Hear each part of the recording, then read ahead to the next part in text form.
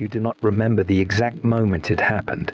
No one does. There was no funeral for the person you used to be. No announcement, no clean break you could point to and say, there, that is where I disappeared. It happened the way most disappearances happen. Slowly, quietly, one small agreement at a time.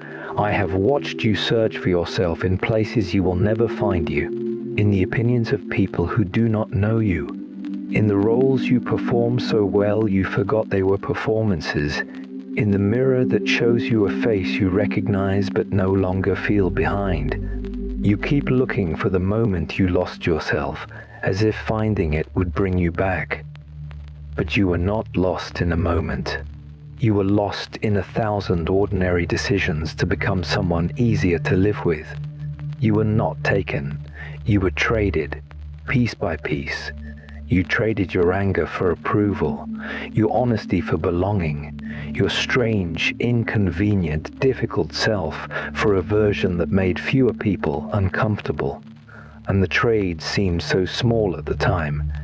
An opinion you did not voice, a preference you did not fight for, a boundary you let dissolve because holding it felt selfish. You told yourself you were being mature, flexible, easy to love. You did not realize you were being erased. I have seen what you have become in the absence of yourself. You are polite. You are appropriate.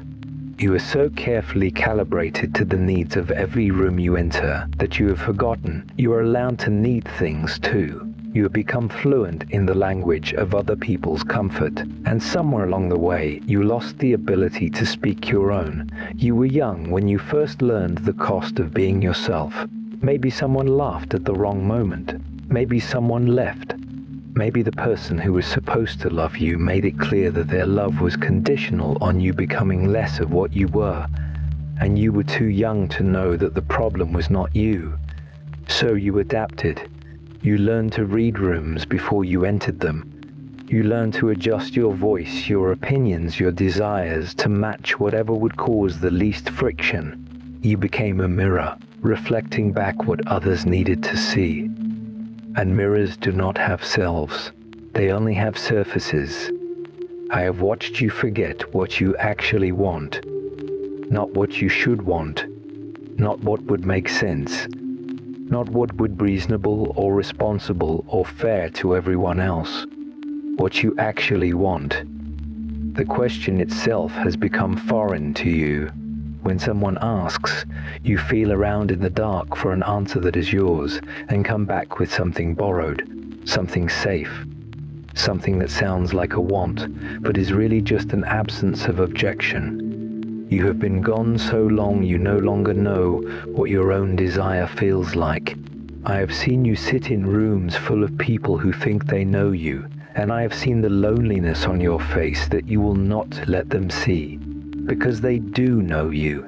They know the version you built for them. They know the character you have been playing so long you forgot it was a role.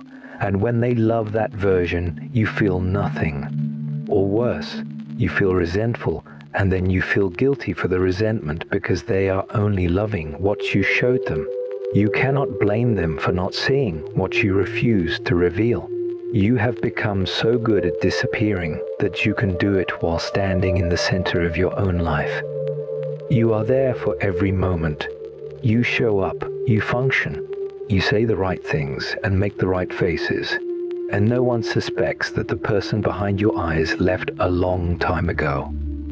You are a haunted house pretending to be a home. And some nights, when the performance is over and you are finally alone, you feel the absence like a physical thing, a hollowness where a self used to be.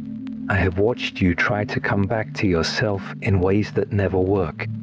You buy things, you change your hair, you move to new places and take new jobs and end old relationships and start new ones, hoping that somewhere in the rearrangement you will stumble across the person you used to be.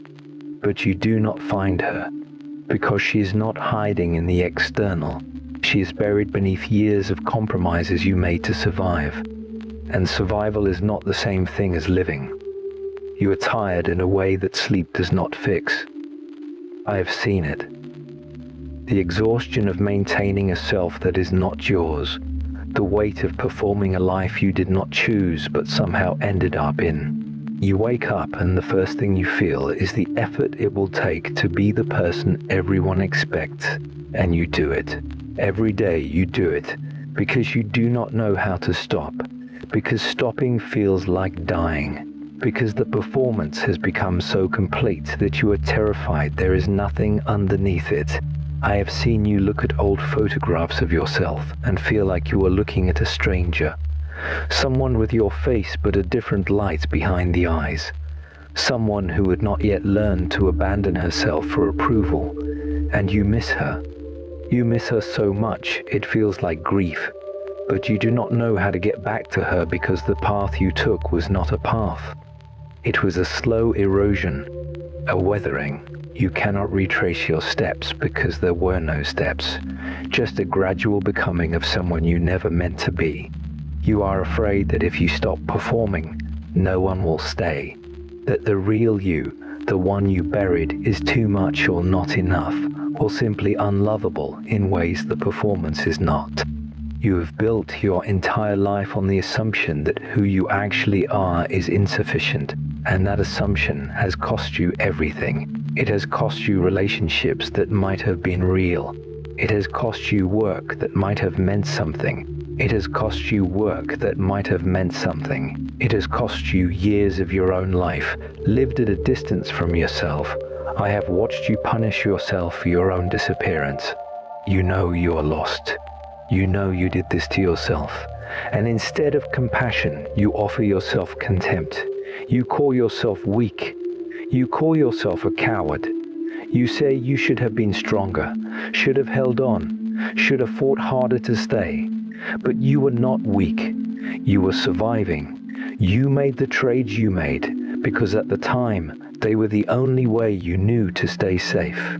The problem is that you kept making them long after the danger passed. The problem is that survival became a habit you could not break. I do not know who you are. Not really.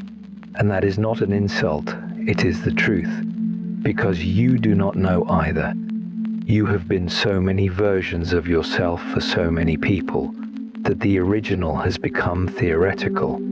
A story you tell yourself about a person who may or may not have existed, but I have seen glimpses, moments when the mask slipped and something real flickered through, a laugh that surprised you, an anger that felt like your own, a want so sharp it scared you back into hiding.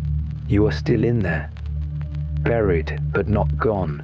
The way back is not a single decision. I will not lie to you about that. You cannot simply decide to be yourself and have it be so. The way back is slower than the leaving. It is the patient work of asking, in every moment, what do I actually want? What do I actually think? What do I actually feel? And then tolerating the terror of letting those answers exist without immediately trading them for safety. It is the practice of being disagreeable, being inconvenient, being the difficult thing you trained yourself not to be. I have watched you lose yourself, and I am watching still, not with judgment, not with pity, with the patience of someone who knows that lost things can be found, not recovered exactly as they were, but found in a new form, a self that includes the years of absence, a self that knows what it costs to leave and what it will take to return. You are not who you pretend to be, but you are also not gone.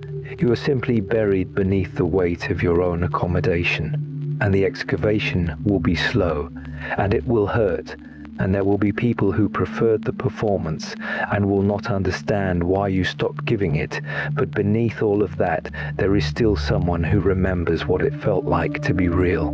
And she is waiting for you to stop apologizing for her existence.